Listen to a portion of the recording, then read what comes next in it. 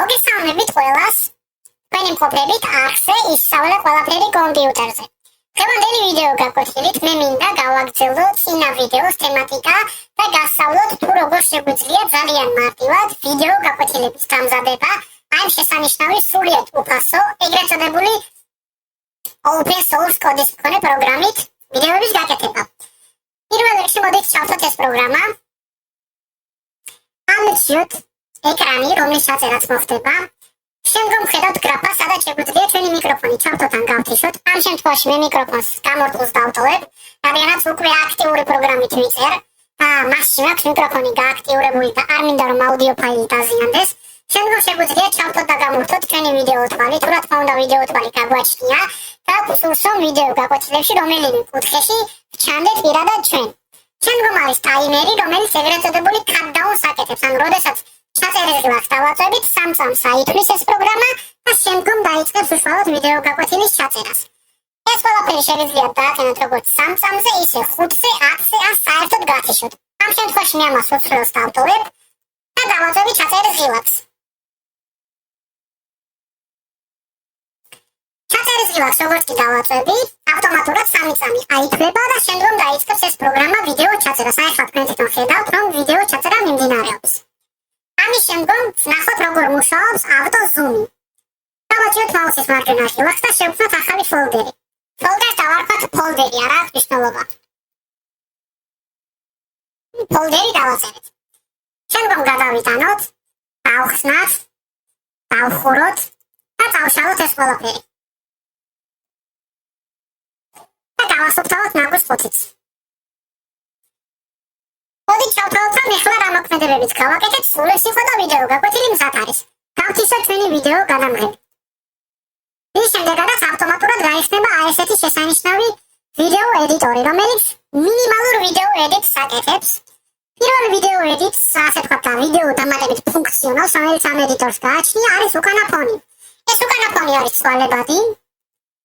როგორც გინდათ ისეთ შეგიძლიათ დააყენოთ. ასევე შეგიძლიათ სასურველი ფონი პირდაპირ ატვირთოთ თქვენი სურათებიდან. ან უბრალოდ გათიშოთ ის. მის გასათიშად საჭიროა რომ აი ეს გრაფები, რომელიც აქტიურია, დავიყვანოთ მინიმუმამდე. თუ თქვენ სრული სუფთა ვიდეო გჭირდებათ, მე ამ შემთხვევაში მჭირდება სრული და სუფთა ვიდეო. ამის შემდგომ მოდით ნახოთ წინასწარი ეგრეთ წოდებული preview ხედი, თუ როგორ გამოიყურება ეს ავტომატური ზუმი და საერთოდ როგორ მუშაობს ის. დავაჭიროთ play ღილაკს და ვნახოთ როგორ მუშაობს ავტომატური ზუმი.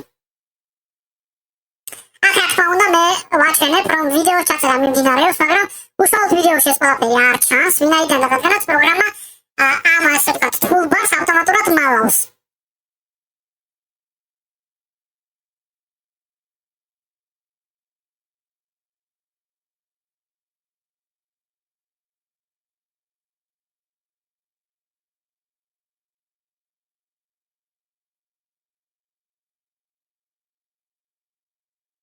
როგორც ხედავთ, კონკრეტული დაკლიკებები, როდესაც კი მოხდა ვიდეოზე, აბსოლუტურად ყველა დაკლიკება და ყველა მაუსის მოქმედება არის გადიდებული. ეს იმისთვისაა გაკეთებული, რომ ამ პროგრამას აქვს ხელოვნური ინტელექტი, რომელიც ავტომატურად ადიდებს მაუსის მოქმედებას და მაუსის ეგრეთ წოდებულ დაკლიკებას, რის შედეგადაც ვიდეოს მნახველს, ანუ მაყურებელს უადვილდება იმ კონკრეტული ფუნქციის დანახვა და იმ კონკრეტული ფუნქციის აღქმა, თუ რომელი ფუნქცია გააქტიურდა ან ჩაირთვა ამა თუ იმ მომენტში. ამის შემდგომ გვხვდება მხოლოდ ვიდეოს ექსპორტირება. დავაჭიროთ ვიდეო ექსპორტს MP4 ხარისხში, ორიგინალში, ბალანსირებული ენკოდერით. თქვენ შეგიძლიათ quality-შიც გადაიყვანოთ, მაგრამ მე გიჩვენებთ რომ ბალანსზე დატოვოთ, ვინაიდან რადგანაც ასე დროს არ შეიცვლება არაფერი ვიდეოს გამოსახულებაში. და 30 FPS-ი. შემდგომ ვაწევით ექსპორტ ვიდეოს და ველოდებით რამოდენიმე წამი.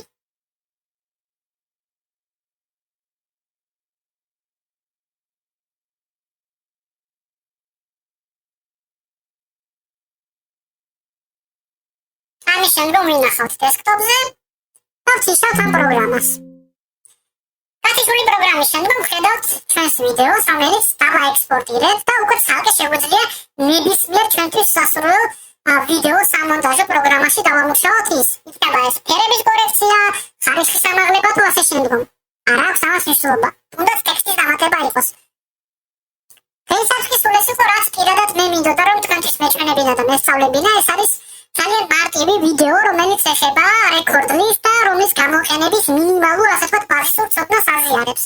ყველას გიხდით ძალიან დიდი მადლობა ყურადღებისათვის. თუ რომელიმე თქვენთაგანს გექნებათ რაიმე სახის შეკითხვები, თქვენ შეგიძლიათ დაწეროთ ეს შეკითხვები კომენტარებში ან დამიკავშირდეთ ჩემი იმეილის გამოყენებით, რომელიც მითითებულია აბსოლუტურად ყველა ვიდეოს აღწერაში. ყველას კიდევ ერთხელ გიხდით ძალიან დიდ მადლობას ყურადღებისათვის.